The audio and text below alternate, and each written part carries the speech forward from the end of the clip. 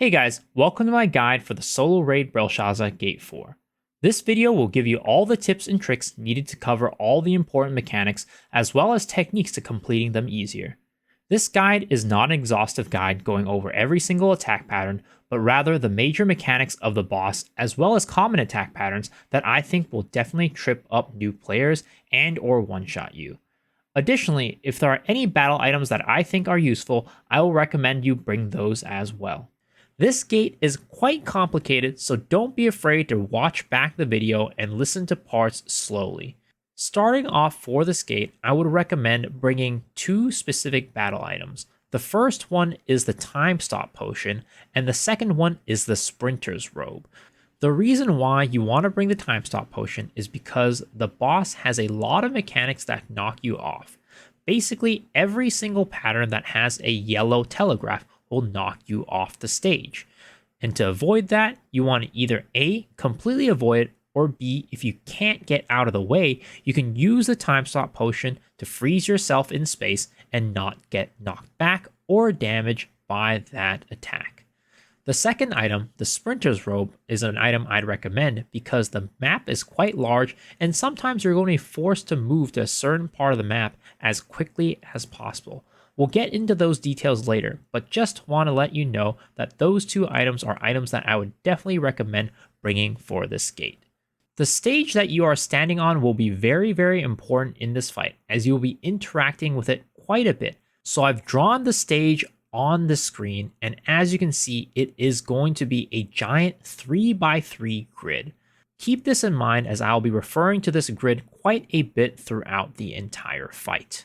In this gate are four major mechanics, and one of those mechanics will be occurring throughout the entire fight that you'll need to keep an eye out on. The first mechanic starts at 230 bars, and this is one that you might skip if you have enough DPS, but that is the black hole and tornadoes mechanic.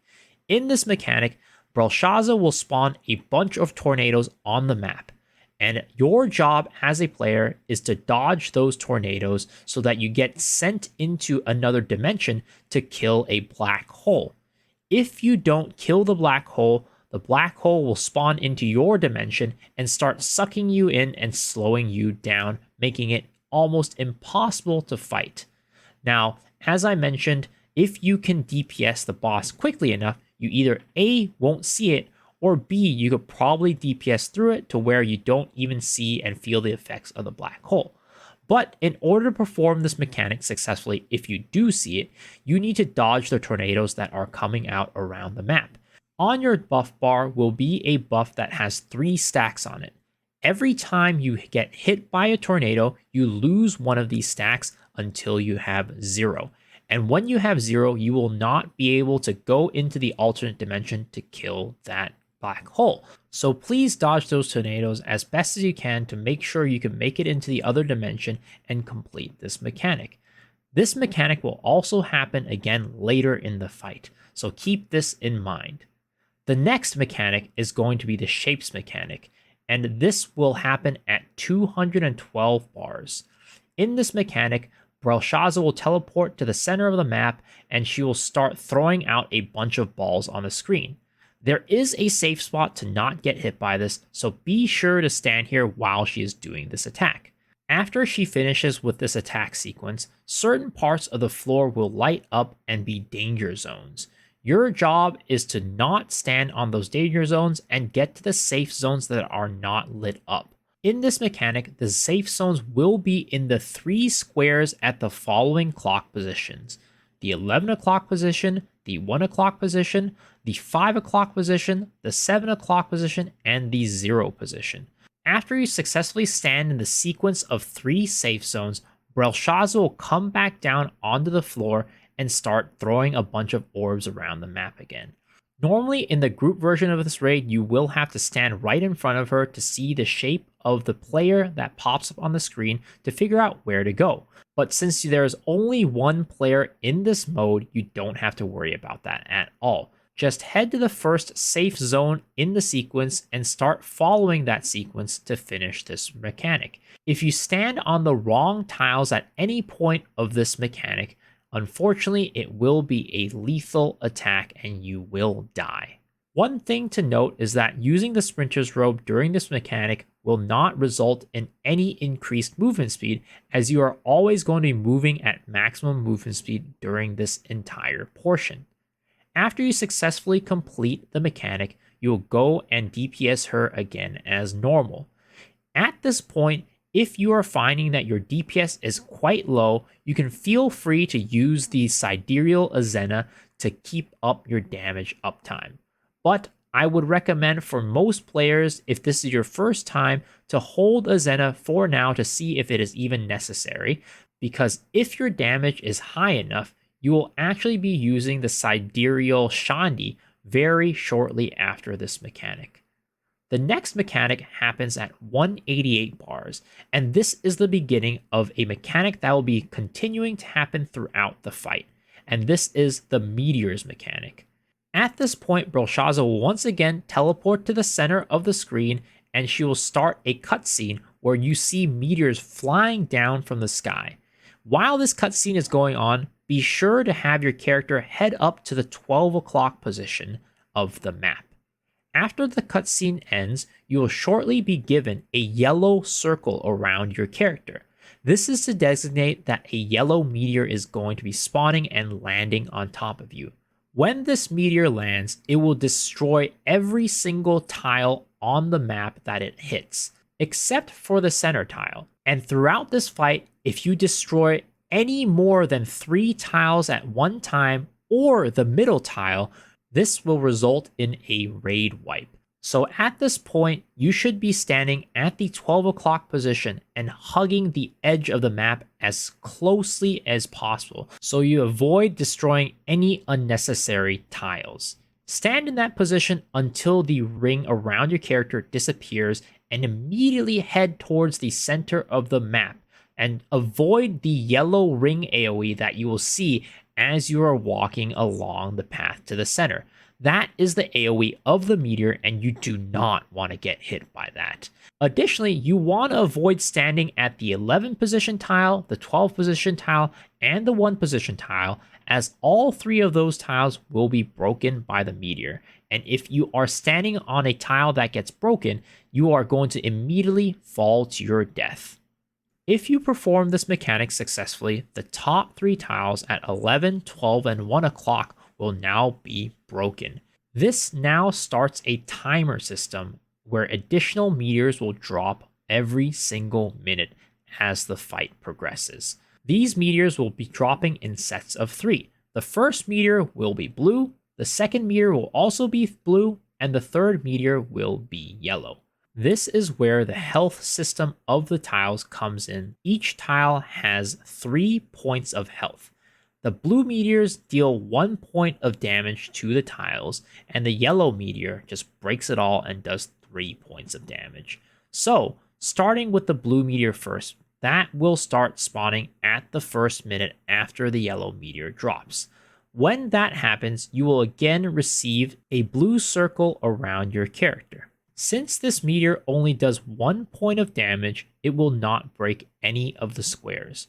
Your job is to place it on any of the squares on the perimeter of the map. While in general, I would say that the best places are to place them at 11, 1, 7, and 5 o'clock, I would say the rule of thumb is just to make sure you don't break any of the tiles unnecessarily. So, you never want to drop a tile on one spot more than 2 times, as the third time will break that tile for sure. You can tell the HP of a tile by the color it is. When the tile has taken 1 point of damage, the patterns on that tile will start to glow yellow. When the tile has taken 2 points of damage, the edges of that tile will also start glowing yellow. You never want to drop a blue meteor on one of those tiles at this point going forward. And lastly, before we move back into the fight itself, the tiles do recover HP over time, whether they've been injured slightly or completely broken. The tiles will heal fully after a minute and 40 seconds, so even a tile that has been broken will come back after that period of time. Okay, so now that we understand the health of the tiles and the damage that the meteors do, Let's hop back into the fight. At this point, you are going to be receiving the first meteor out of the 3 in the sequence, which is going to be blue. You're going to drop it on a square at the perimeter of the map, preferably at the 11 o'clock, 1 o'clock, 7 o'clock, or 5 o'clock positions. And after that has occurred, you will go back and proceed to the fight normally until the second minute, where another blue meteor will drop on your head. Of course, if you DPS the boss enough to phase it to the next mechanic, this will pause the meteors temporarily from dropping. But let's say your DPS isn't strong enough, and the second meteor starts to fall on your head. This one will also be a blue meteor. Again, your goal is going to make sure none of the tiles get broken by this blue meteor. So look for a square that hasn't been hit twice and drop it there. Ideally dropping it at a tile that has taken 0 points of damage. This second meteor drop in the sequence of 3 meteors will have a special property though. The first one was just a meteor on your body.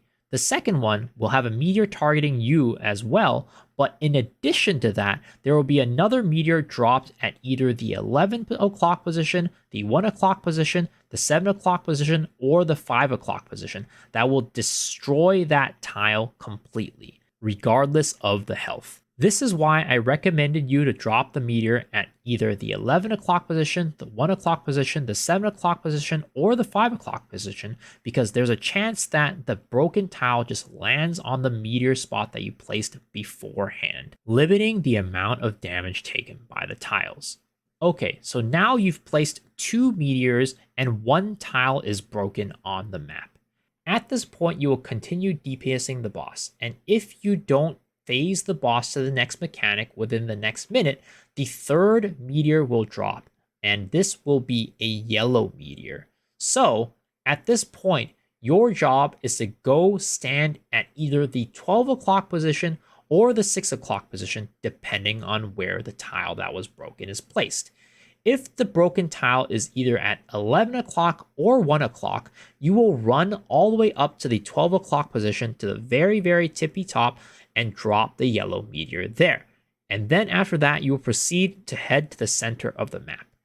If the broken tile is at the 7 o'clock or the 5 o'clock position, you will instead take the yellow meteor down to the 6 o'clock position all the way to the bottom and drop the yellow meteor there and proceed again to the center of the stage.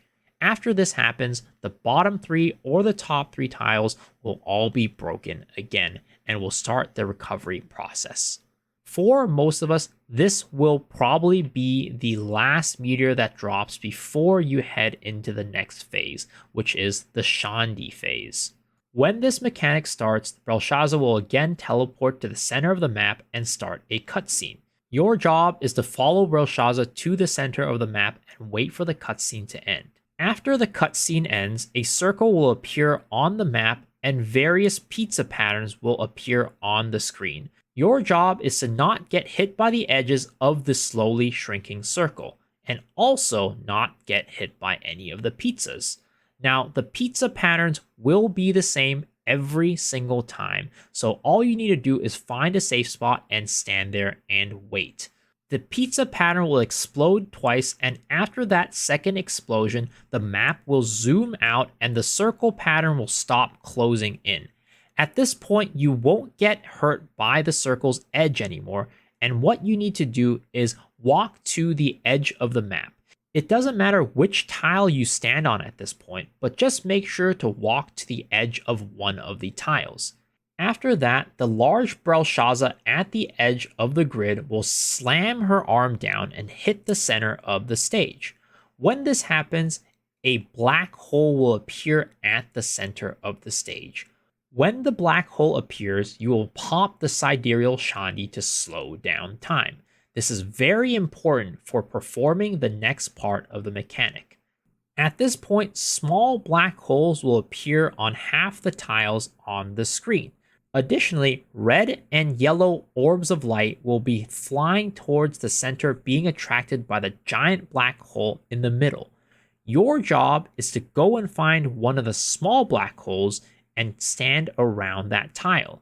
Make sure to not touch that black hole yet, or else it will disappear. Additionally, your current job is to avoid the red orbs and try to collect at least one of the yellow light orbs. After you have done that, you will wait a couple seconds and watch the small black hole in front of you without touching it. In a couple of seconds, that black hole will start to jitter and shake. And when that happens, you will want to walk into that black hole and get sucked in by it. The best way to do it is to walk around this outside of the black hole, not too close, and the moment you start seeing it jitter, you will go and spacebar into the black hole. That is the most surefire way to do it without consuming the black hole too early. If you've done this mechanic correctly, you'll now be thrown into an alternate dimension where the screen is completely yellow and small little Brelshaza illusions will be floating on the map on each of the tiles. At this point, your job is to walk on top of those Brelshaza illusions until you see one of them spin. This should be fairly easy to find as half the illusions will spin when you touch them. When you find the right Brelshaza illusion and touch it, it will spin and disappear. It will spin either clockwise or counterclockwise, and this will determine what you need to do next. If it spins clockwise, the Brelshaza illusion will appear again in a couple of seconds, and you will need to stagger that illusion. If it spins counterclockwise, when the illusion reappears, you will need to counter it instead of staggering. For the most part, it can kind of be hard to see whether it goes counterclockwise or clockwise in the heat of the battle, so my rule of thumb is generally just to try and counter it the moment it appears. If it's a stagger, you can just proceed with a stagger skill and stagger it. And if it's a counter, then you will have successfully hit the counter. So doing it this way will make sure you pretty much never fail that mechanic, even if you don't see which direction it spins or make a mistake and think it spins one way when it actually spun the other. After you successfully perform this mechanic, either countering it or staggering it, 2 orbs of light will drop on the floor. Go ahead and pick up at least one of these orbs to complete the mechanic. But let's say you missed the counter or the stagger on this first time around. Don't worry, as regardless of whether you completed it successfully or not, another round of Brel illusions will appear on the tiles again. Just make sure to go ahead and proceed to one of those illusions and find the spinning illusion, and you will once again do the same mechanic again, and hopefully this time you don't fail. If you do fail, it will result in a wipe, but if not, you will be spit out back into the other dimension and continue on the fight as normal. One thing that I didn't mention earlier is that the moment the Shandi mechanic starts, the meteors that were falling on your head before all pause their timers. And once you finish the Shandi mechanic, the timer starts again, and meteors will start falling on your head once again, and you will need to do the same thing as before. Don't break any of the tiles with the blue meteors, and make sure you drop the yellow meteor at either 12 o'clock or 6 o'clock, depending on where the broken tile is. At this point, every single mechanic coming up will be one that you've seen before. At 50 bars, the black hole and tornadoes mechanic will happen again. So again, go ahead and dodge the tornadoes and get into the alternate dimension to destroy the black hole. Performing this mechanic correctly is especially important because at this point, meteors are still dropping on top of your head. So if the black hole ends up spawning because you mess up the mechanic, it'll make you move slowly and make it so that it's harder for you to drop the meteors in the correct positions. So please, it is imperative that if your DPS is low, you need to do this mechanic and make sure you kill that black hole. After you have completed this mechanic successfully, the next mechanic will happen at 28 bars, and that will be the shapes mechanic once again. Brelshaza will teleport to the center of the map, and again will start flinging orbs around the map. Stand in the safe spot again to avoid those orbs. There is one big difference between this shapes mechanic and the first one, which is that your controls will actually be flipped. So when you point the mouse and click on a spot for your character to move towards, it will actually move in the opposite direction. So make sure to keep mind of that as you walk into this mechanic. Brelshaza will again disappear and light up certain parts of the map and leave certain parts of the map as safe spots. When you head towards the first safe spot, your controls will still be flipped. When heading towards the second safe spot, your controls will resume back to normal and they will not be flipped anymore. After that, when heading to the third safe spot, the controls will again be flipped. So it's going to go flip to the first spot, non-flip to the second spot, and flipped to the third spot. After that, Brelshaza will come back onto the map at the center again and start flinging around a bunch of orbs. This is going to be just like the first shapes mechanic, so go ahead and stand in the safe spots in the correct order again. One thing to note though is that during this entire sequence, there is a chance that some of the tiles will be broken, up to 3 of them. So you'll actually need to be very, very careful about going to your tiles, as going from 3 o'clock to 9 o'clock is an extremely long walk and will be a cause for wipes for many, many individuals. So make sure to move extremely quickly and be on your toes if there are any tiles broken on the map whatsoever. One last tip that I have for you with this mechanic is that if you find yourself getting mixed up with the reverse controls, you can actually pop the Sidereal Inanna at the center of the map the moment Brel teleports to the center at the beginning of the mechanic. This will make it so that your controls will be normal the entire way through and you don't have to deal with the reverse controls whatsoever. This is the last mechanic of the raid, and once you finish it, all you need to do is DPS her down to 0 health and the raid is complete. One thing that I forgot to mention is that every single attack with a yellow indicator will actually give you a debuff when you get hit by it. For the most part, when you get hit by one of those attacks, you'll probably fall off the map. But if you don't, because either A, the edge of the map is too far away, or B, you avoid getting knocked off because you use some form of super armor like your spacebar or your awakening, you will receive a stacking and uncleansable debuff. And when you get hit by 3 of these moves and get 3 stacks of this debuff, a blue meteor will automatically start spawning on top of your body. When it comes to Sidereals in this raid, there is no real required Sidereal other than the one at the Shandi mechanic. It's called Shandi for a reason, because you pop Shandi at that time.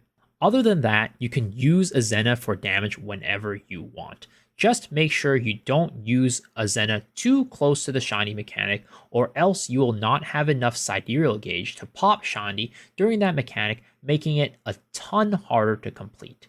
You can complete it without it, but it's definitely going to be very, very difficult. And that's it. At this point, congratulations, you've cleared the Brelshaza solo raid. Give yourself a pat on the back for a job well done. Brelshaza is definitely one of the harder raids in the game, and Gate 4 Brelshaza still to this day, in my opinion, is one of the hardest raids to do on item level. So don't be discouraged if you find yourself wiping on this raid over and over again. Over time, with practice, you will definitely be able to do it and clear this raid. This is my first time doing a guide of any sort like this, so hopefully you enjoyed it. Let me know down in the comments section below what your thoughts are and if you have any questions. Additionally, let me know which solo raid you want to see next in one of these guides. And as always, if you want to see more of these raid guides and more videos, please remember to hit the like button, hit the sub button, and ring the bell for notifications. And also, I stream every single day on twitch.tv/MisoXShiru. So hopefully I see you guys on the stream, but if not, hopefully I see y'all on the next video. Peace.